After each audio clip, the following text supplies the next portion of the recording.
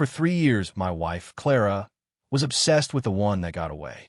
When he got into trouble, she flew to Los Angeles to save him. I thought she was just a love-struck fool. I didn't think she was literally going to die for him.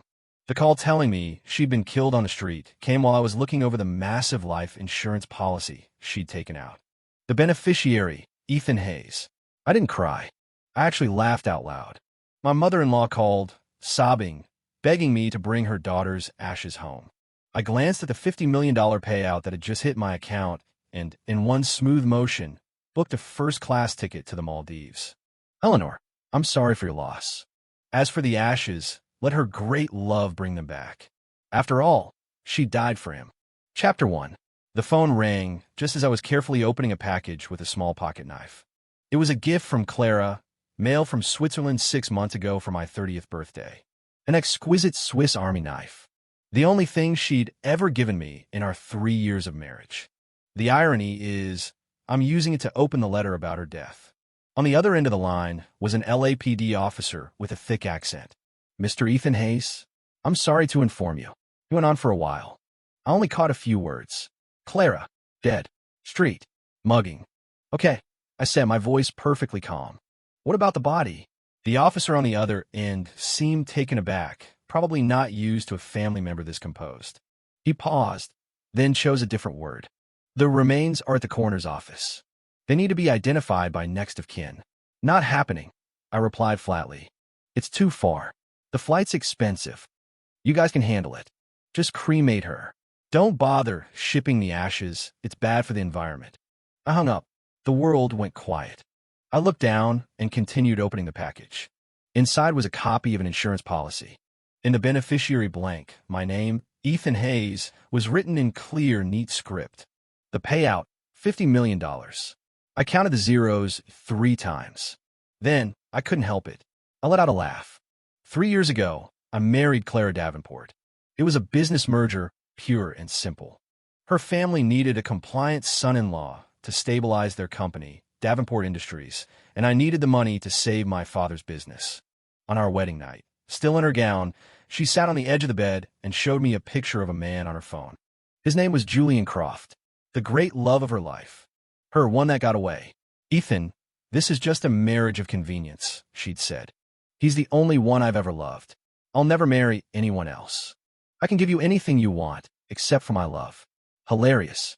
Your love is the last thing I want. I smiled and nodded, saying deal. From that day on, I became the laughingstock of our social circle. The kept husband. Clara never hid her affection for Julian. Her Instagram was a shrine to him. His art shows, his concerts, his trips around the world. She learned to scuba dive because he liked it, eat at his favorite restaurants, visit the places he'd been. And me? I was the dutiful butler, watching over our vast, empty mansion in Greenwich. 2 weeks ago, Julian, who was supposedly finding inspiration abroad, got into some trouble with a gang in Los Angeles and was being held for ransom. Clara went ballistic. She was on a plane that same night to rescue him. I tried to stop her, losing my composure for the first time. Clara, do you have any idea how dangerous that is? What are you possibly going to do? She shoved me aside, her eyes filled with contempt. You don't get it, Ethan. I would do anything for him. I would die for him. You've never been in love. You wouldn't understand. With that, she walked out, leaving the carefully constructed illusion of our marriage shattered on the floor. And now, she really had died for him. My phone rang again. Her mother, Eleanor. The moment I picked up, a heart-wrenching sob tore through the speaker. Ethan, Clara, my Clara is gone. You're her husband. How could you let this happen? Why didn't you stop her? Why did you let her go to such a dangerous place alone? I held the phone away from my ear, waiting for her to run out of steam. Eleanor, I'm sorry for your loss, I said calmly. You have to go to L.A. and bring her home. She's all alone over there. It's so lonely. I walked over to the wine cellar, opened a bottle of 82 Lafite, and poured myself a full glass. The crimson liquid swirled, looking like blood. I can't, Eleanor. I have a fear of flying. As for the ashes, I think it would be more appropriate for Julian to bring them back. After all, she died for him. I hung up and blocked her number. The sun was shining outside. I raised my glass to the empty air. Clara, thank you for setting me free. And I wish you and your great love a wonderful time together in hell. Chapter 2. The doorbell rang the next morning. I figured my mother-in-law had come to wage war in person, so I grabbed the golf club leaning against the wall before opening the door. But the woman standing on my porch was a complete stranger. She wore a perfectly tailored black Chanel suit that showcased a set of curves so dramatic they were almost a fire hazard. Her chest was so prominent it looked like she was smuggling 2 basketballs, making me vaguely concerned she might tip over. The woman pushed a pair of gold-rimmed glasses up the bridge of her nose, her eyes as sharp as scalpels. "Mr. Hayes?" Her voice was cool and professionally detached. "That's me." I leaned against the doorframe, making no move to let her in. "My name is Isabella Rossi. I was Ms. Davenport's personal attorney." She held out a business card. "Isabella Rossi? Figures." I took the card. The title read, "Senior Partner, Sterling and Finch Law." "What do you want?" Isabella seemed slightly surprised by my coldness, but maintained her professional smile. "It's regarding Ms. Davenport's will and the insurance settlement. I need to confirm some documents with you in person." "Come in." I stepped aside to let her pass, then went to the kitchen to make some tea. Isabella sat on the sofa, her brow furrowing slightly as she scanned the lavish but lifeless mansion. When I placed the tea in front of her, she was staring at the enormous wedding portrait on the wall. In the photo, Clara was beaming. I stood beside her like a prop, my smile so perfectly measured it could have been drawn with a ruler. "Mr. Hayes, I'm very sorry for your wife's passing," Isabella said, her tone formulaic. "Right?" I nodded, sitting across from her. "Let's get to it. My time is valuable." My directness seemed to startle her again. She had likely handled countless inheritance disputes, seen every reaction from hysterical crying to vicious fighting over assets. But someone as calm as me, as if his neighbor's dog had died, was probably a first. She pulled a stack of documents from her briefcase. 6 months ago, before she left for the United States, Ms. Davenport amended her will. All of her personal assets, including 3 properties, 2 sports cars, and her 15% stake in Davenport Industries, are to be inherited by you. She watched my face as she spoke. I just took a calm sip of tea. I already knew all this. Clara probably felt guilty and was trying to buy her way to a clear conscience. Additionally, Isabella continued, her tone more deliberate, she purchased a personal accident insurance policy for $50 million, with you as the sole beneficiary. As the LAPD has confirmed Ms. Davenport's death was accidental, the insurance company has initiated an expedited claims process. The first payment of $25 million should be in your account within 3 business days. She finished and paused, seemingly waiting for some display of shock or elation. I gave her none. I just asked, "What about the rest?" The professional sympathy in Isabella's eyes vanished, replaced by undisguised curiosity and suspicion. "The remaining balance will be paid out upon receipt of the full death report from the LAPD." "I see." I nodded. "Let's have the papers." "Where do I sign?"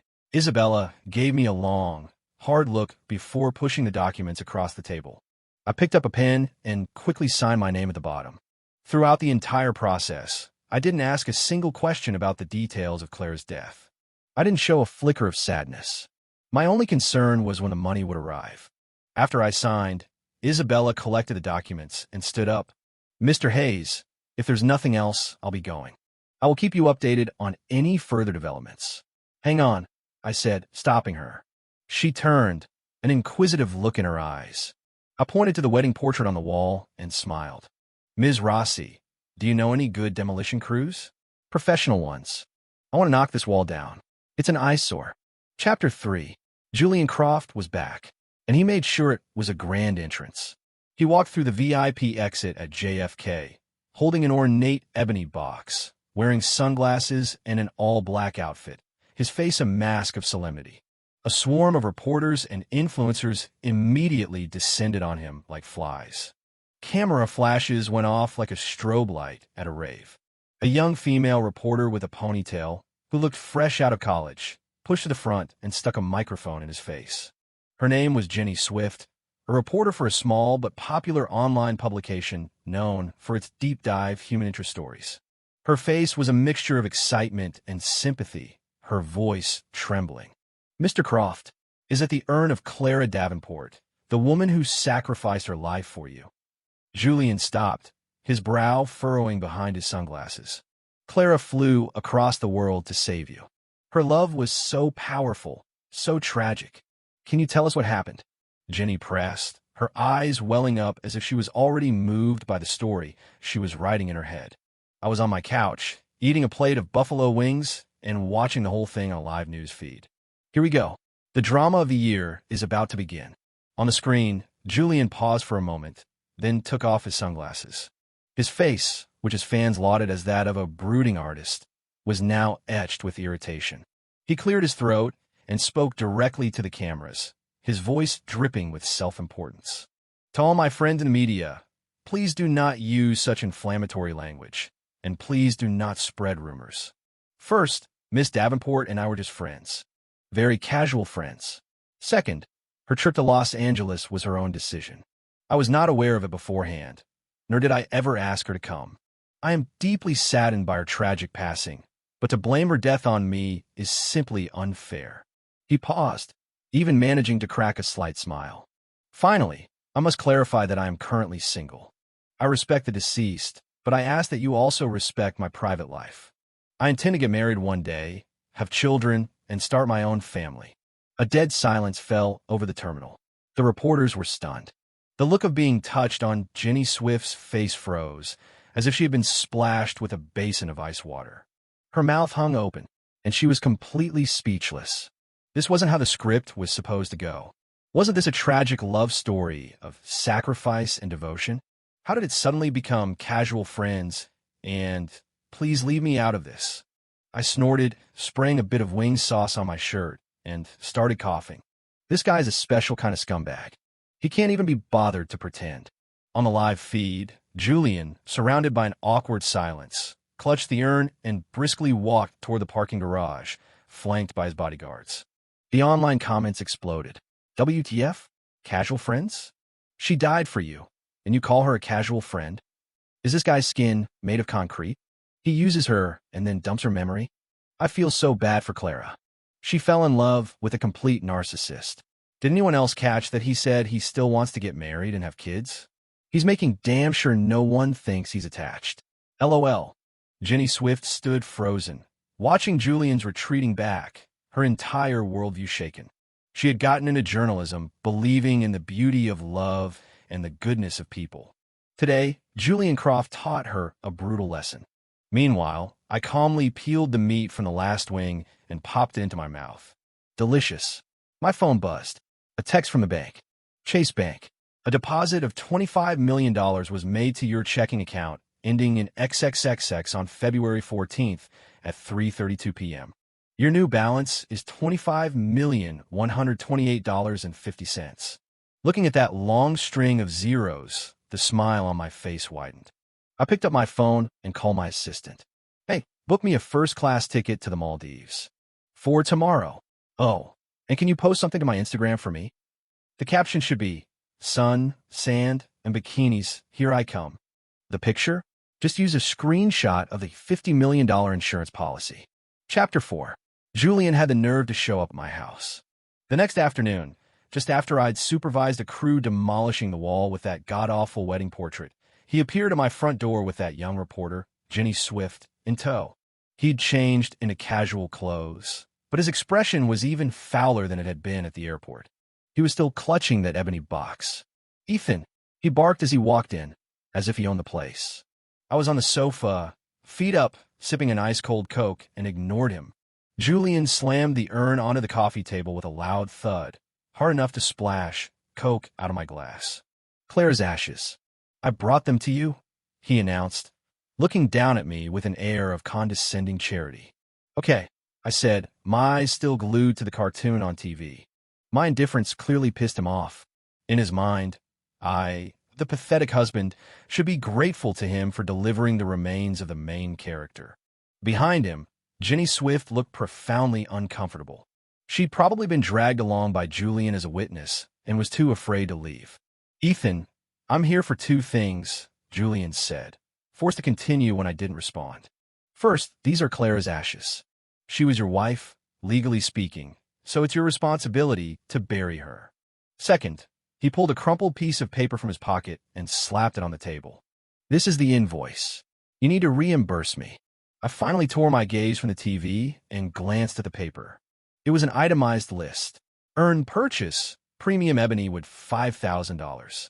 Expedited cremation service, $2,000. International special baggage transport fee, $3,500. Emotional distress damages, $10,000. And so on. The grand total came to exactly $30,000. Emotional distress? He has emotions. I almost laughed out loud. Julian, I began slowly. Do you honestly believe the world revolves around you, like your mother does? Julian's face turned a deep shade of purple. What's that supposed to mean, Ethan? I went out of my way to bring her ashes back. You're not even going to thank me, and now you're trying to skip out on the bill. I'm telling you, you have to pay me. She died trying to save me, but she was still your wife. This is your duty. He ranted, spittle flying from his mouth. Then, he delivered the line I'd been waiting for. Besides, she was a married woman, and she threw her life away for another man. She brought this on herself. She deserved it. Clap, clap, clap. I couldn't help but applaud. Both Julian and Ginny stared at me, dumbfounded. Well said. I stood up with a smile and walked over to him. Clear logic, strong argument. Truly the work of an artist. Even your insults are on another level. Ginny's jaw dropped. The recorder in her hand nearly slipped from her grasp. She had come here expecting to get the scoop on a dramatic confrontation between the husband and the lover. The reality was far stranger than anything she could have imagined. A shameless lover demanding shipping fees for his dead girlfriend's ashes. A cuckolded husband applauding him. Were both of these guys insane? What are you talking about? Julian was completely baffled by my reaction. Nothing. I pulled a credit card from my wallet and handed it to him. I can give you the money, but I do things by the book. You'll need to provide a formal invoice made out to my company. I need it for my expense reports. What? Julian thought he'd misheard. I said, I need an invoice. I repeated, enunciating each word. For the line item, just put service fee for the collection and transport of deceased former rival's ashes. Sound good? Julian's face shifted through shades of red and white. Are you messing with me, Ethan? Of course not. My smile grew wider. I can even add a little extra for a tip. After all, you helped me get rid of a huge problem. You deserve a reward for that. Julian pointed at me, trembling with rage, unable to form a coherent sentence. Jenny Swift stood by, completely petrified. She felt her career as a journalist coming to an end right then and there. She had no idea how to even begin writing this story. What would the headline be? Shocking. Woman dies for love. Husband and lover cordially negotiate shipping costs for her ashes. Chapter 5. Julian eventually stormed out, fuming. Naturally, there was no invoice. The moment he left, Jenny Swift mustered her courage and stopped me. Mr. Hayes. Her face was bright red, a mix of nervousness and embarrassment. Could I possibly get an exclusive interview with you? An interview? I look her over. What do you want to ask? Why I'm not sad my wife is dead. Why I'm actually happy about it. My words left her speechless, and her face turned an even deeper shade of crimson. Kid, find a new line of work, I said, shaking my head. You're too innocent for this. You're swimming with sharks, and you can't handle it. I closed the door. That night, Jenny published a piece detailing Julian's casual friend's speech at the airport and his absurd demand for ash delivery fees at my house. She didn't editorialize or add any flair. She just reported the facts. But sometimes, the truth is more shocking than fiction. Hashtag Julian Croft is trash. Hashtag she deserved it. And hashtag $30,000 ashes immediately started trending on Twitter. The internet was furious. My mind is blown. I've seen scumbags, but this is a new level. The woman died for him, and he's charging for shipping. Did he really say she deserved it? Is there audio? I need to hear the audio. I feel bad for Ethan Hayes. Cheated on for 3 years, and then his wife's lover shows up demanding money. Hold on. Did you see Ethan's reaction? He seems happy. He posted on Instagram that he's going to the Maldives. WTF? Are you serious? What is this story? Public opinion was instantly divided. One camp was trashing Julian and pitying Clara. The other was fascinated by me, the cheerful, widowed husband. Interview requests from every publication imaginable flooded my inbox. I ignored them all. The next day, I flew to the Maldives as planned. From my private pool, I posted a picture of myself holding a glass of champagne against a backdrop of turquoise water and clear blue skies. The caption, a heartfelt thank you to Clara Davenport for her generosity. This sunshine feels amazing. A so-called friend took a screenshot and posted it online. The internet absolutely lost its mind. What's happening? His wife's body is barely cold, and he's on vacation, and he's thanking her? Is he human? I'm so confused. Is there a single normal person in this entire story? While the web was tearing itself apart, Jenny Swift's second article dropped. The headline, "The Husband Left Behind. I respect her choice, and I wish her happiness." In the article, she detailed my bizarre behavior. No anger, no grief, just an almost unnerving calm. When she had asked me if I hated Clara and Julian, my reported response was, "Hate them? No. Everyone has the right to choose their own path. She chose to die for love. That was her choice. I'm choosing to accept my inheritance and start a new life. That's my choice. We both have bright futures ahead of us." The article shifted public opinion once again. In the eyes of the internet, I was now a man so deeply wounded that his heart had turned to stone, a tragic figure using absurdity to mask his profound grief. OMG, I am crying. It's not that he didn't love her.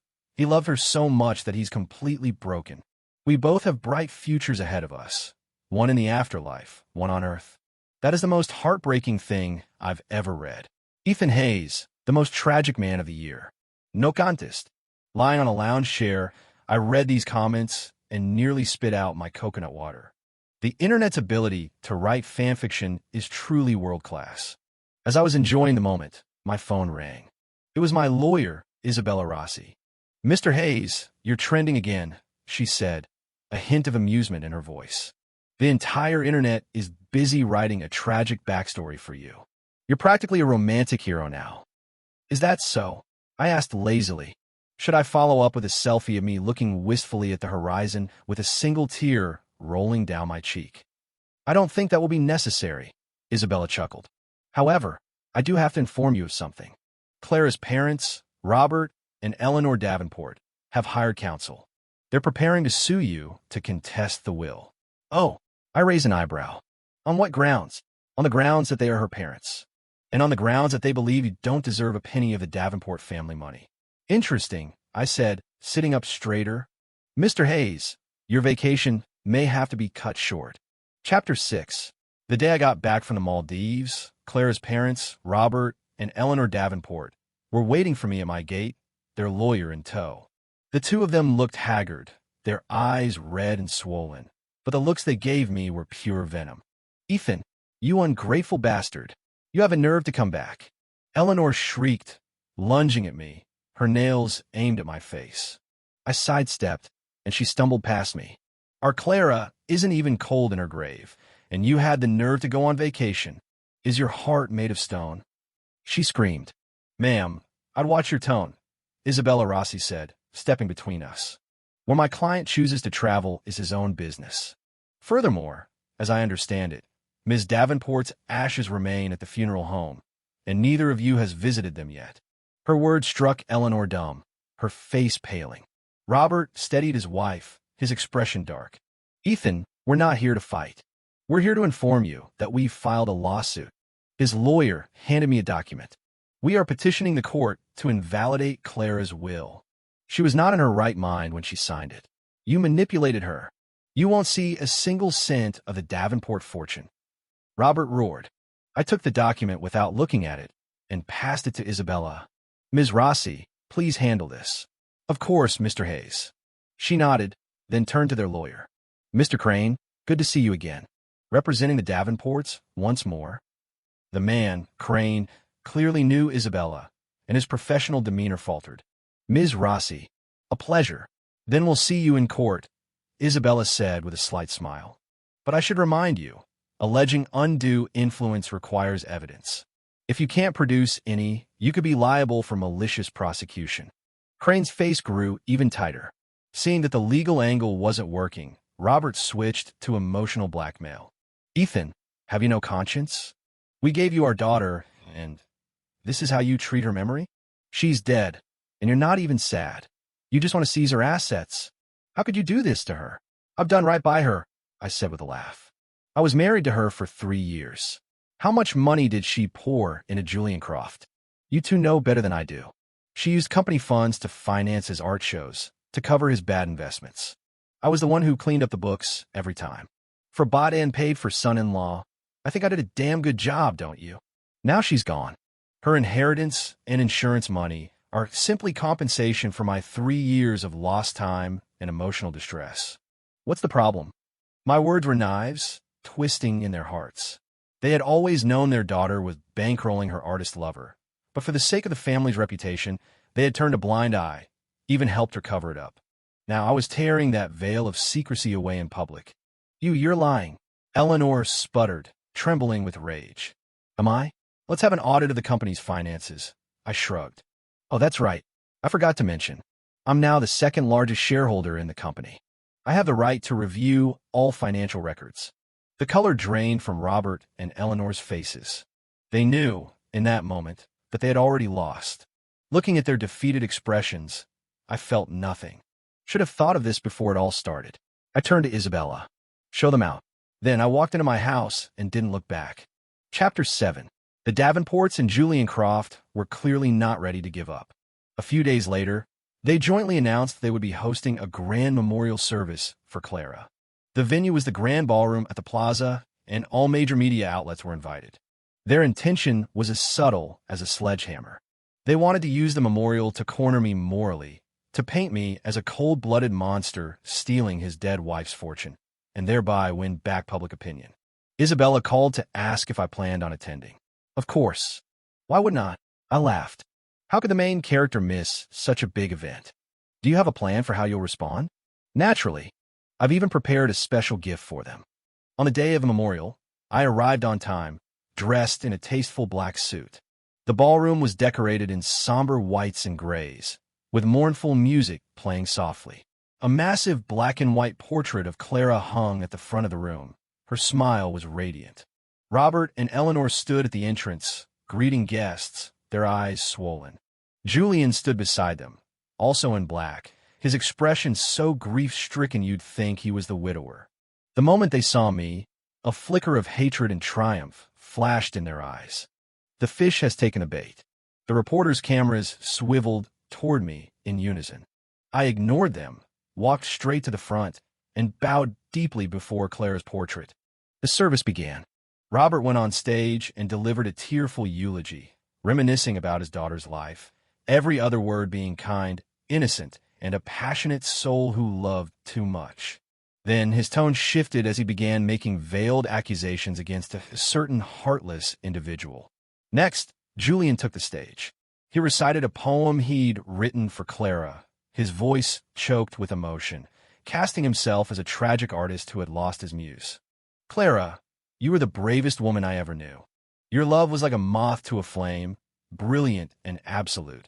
It's a shame you gave your heart to the wrong person. His gaze drifted pointedly in my direction. The press went into a feeding frenzy, shutters clicking like mad. Finally, it was my turn to give a eulogy. I took the microphone and walked to the podium as every eye in the room fixed on me. Good afternoon, everyone.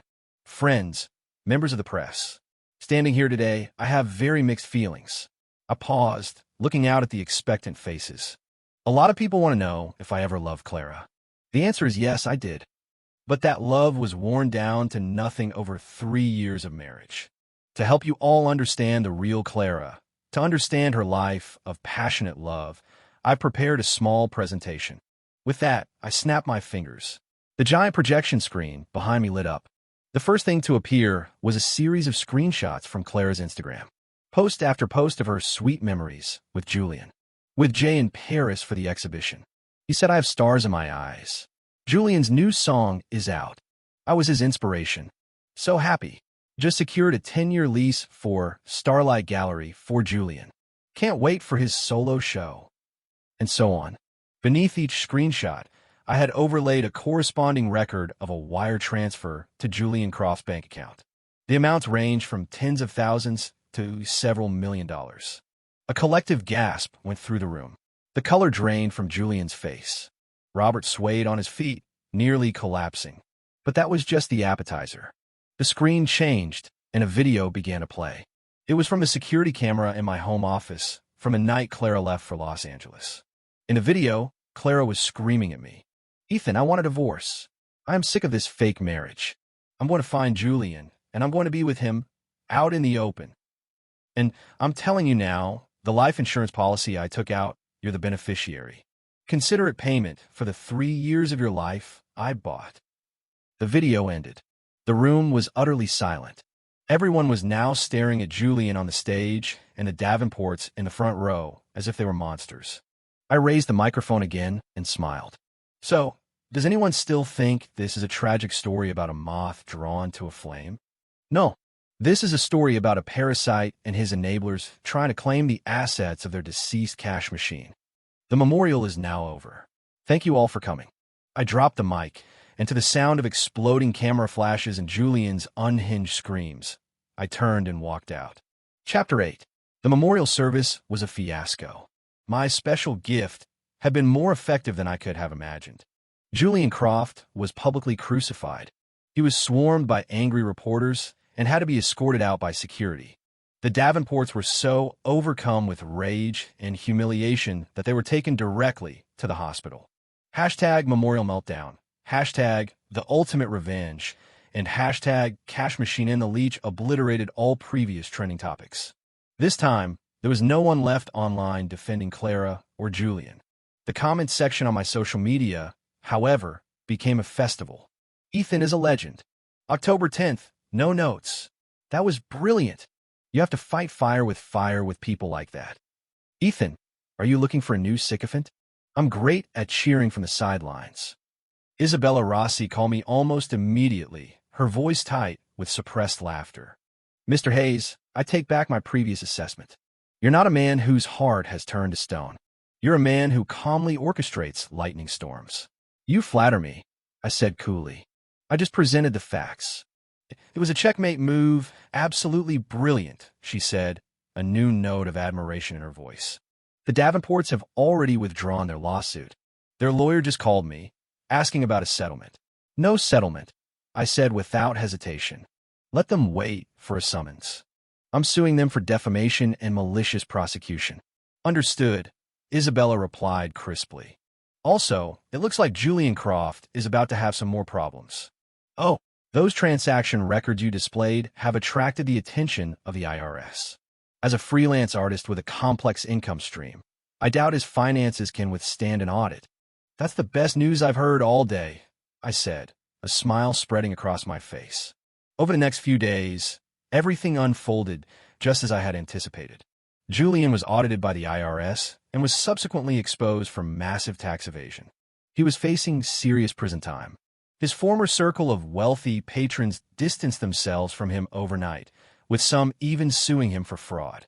The walls came tumbling down, and the once celebrated, brooding artist was left in ruins, his reputation destroyed. The Davenports weren't faring much better. After the scandal, the stock price of Davenport Industries plummeted. The company was in turmoil.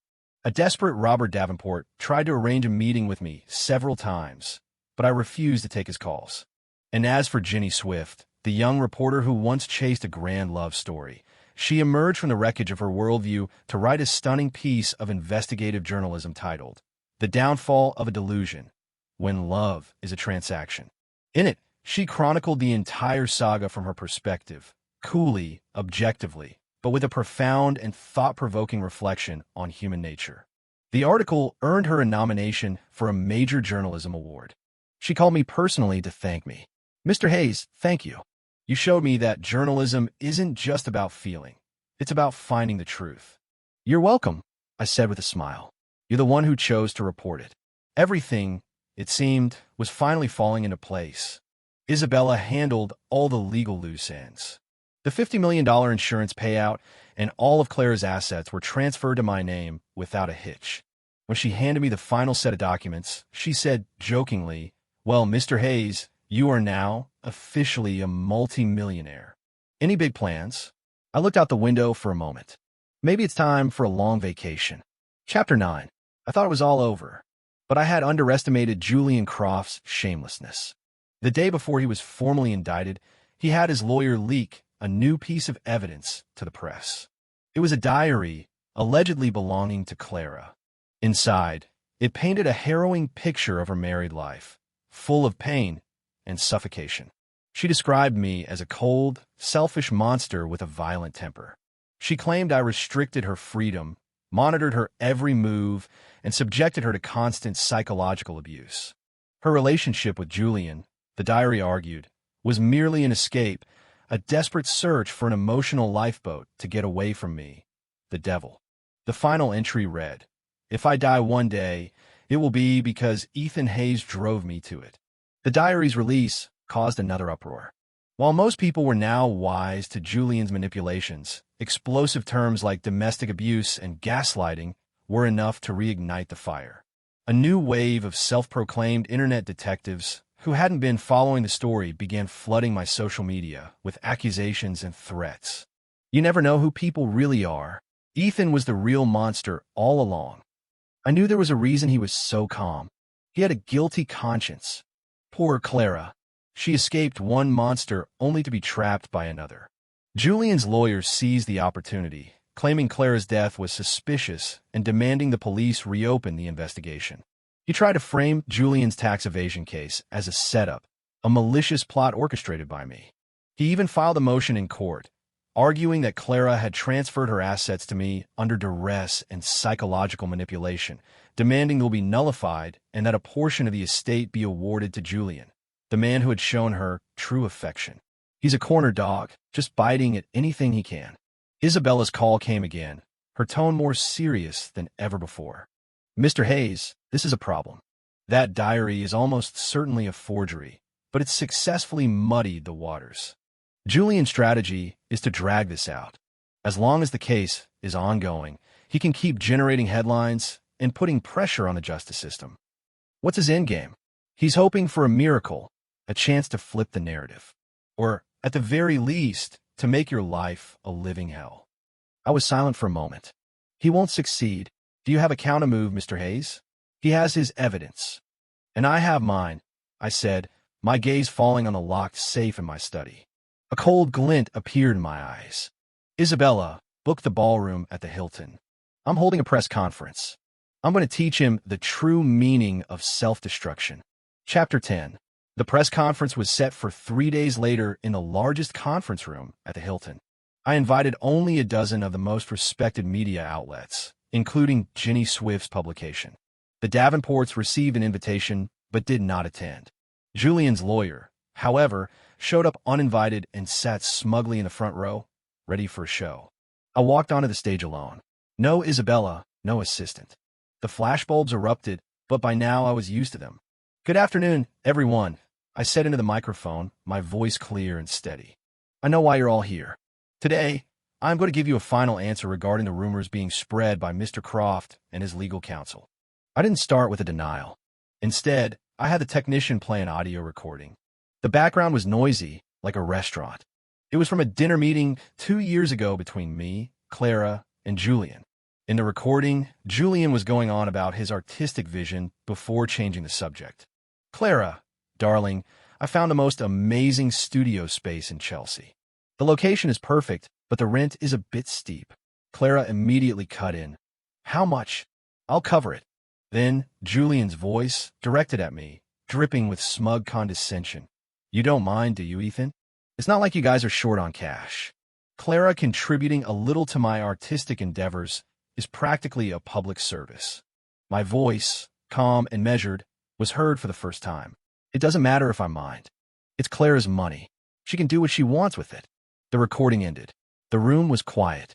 Julian's lawyer shifted uncomfortably in his seat. That was just the warm-up.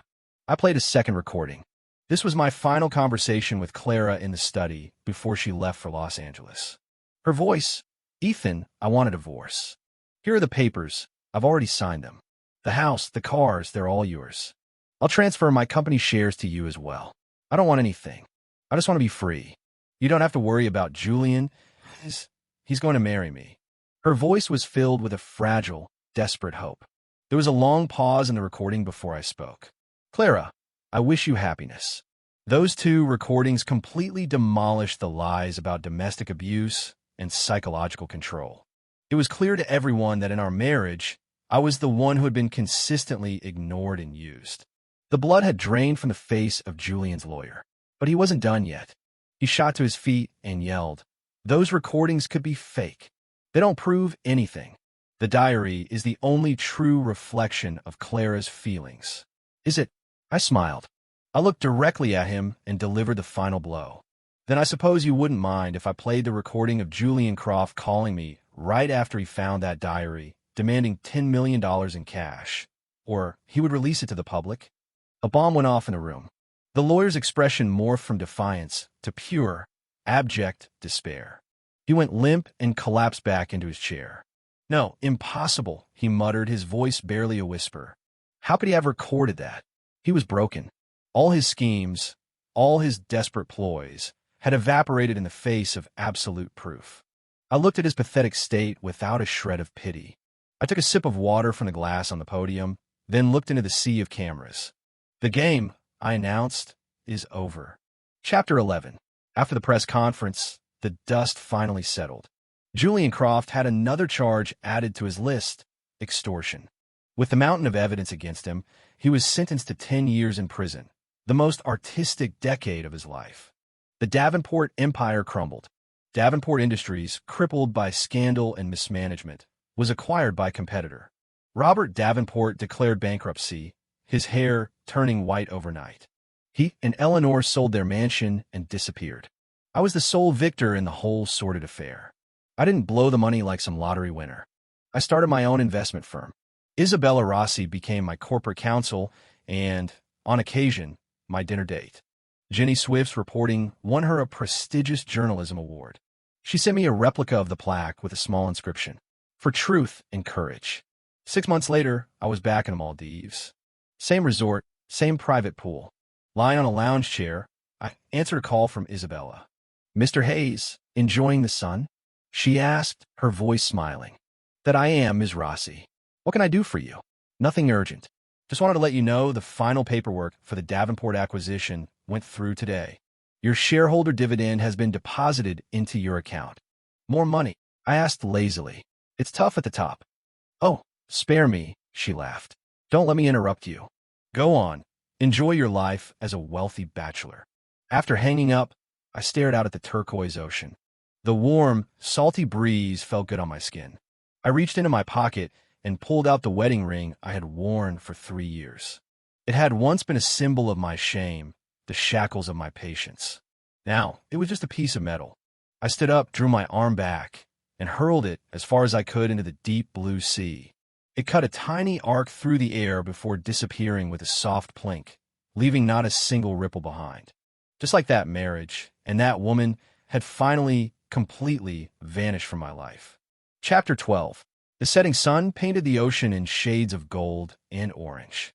I ordered a cocktail, a colorful concoction with a small plumeria flower tucked into the rim. A news alert popped up on my phone. Disgraced artist Julian Croft hospitalized after prison brawl. Suffers 3 broken ribs. Below was a recent photo of his bruised and swollen face. I chuckled and swiped the notification away. Then, I opened my music app and hit shuffle. An old song came on, one I hadn't heard in years. Here I am, under the cold night sky, a frozen heart drifting far away. I hummed along quietly to the melody. Down the beach, a group of girls in bikinis were laughing and chasing each other at the water's edge. One of them tripped and fell, and her friends collapsed in a fit of giggles around her. Sun, sand, waves, laughter. It was all so perfect. I took a sip of my drink. The cool liquid was sweet as it went down. I closed my eyes, feeling the last rays of the setting sun on my face, and let out a long, slow breath. This is what freedom feels like. All the frustration, the humiliation, the bitterness that had built up over 3 long years. It all dissolved into the sea breeze and disappeared. My life had finally turned a new page. A new chapter, one that was entirely my own to write, and it was going to be brilliant. This is good. This is really good.